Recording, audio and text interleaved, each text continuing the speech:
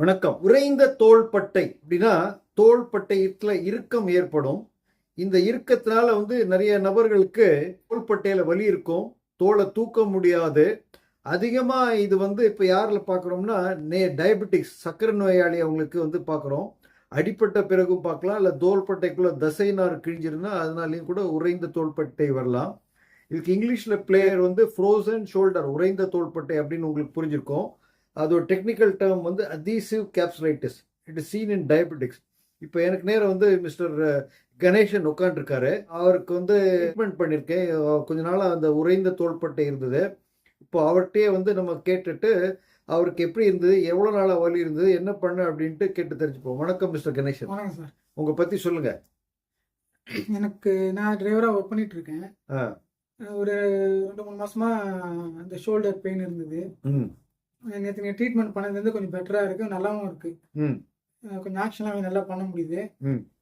நீங்கள் சொன்ன மாதிரி மெத்தடில் எல்லாம் பண்ணிட்டு இருக்கேன். நேற்று நைட்டு கூட அந்த சுடு தண்ணி வச்சு ஒத்தடம் கொடுத்தேன், கொஞ்சம் பெட்டராக இருக்கு.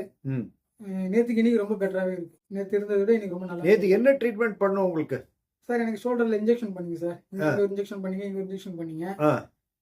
எப்படி பண்ணோம்? அது அல்ட்ராசவுண்ட் அல்ட்ராசவுண்ட் அந்த ஸ்கேன்லாம் பண்ணீங்க.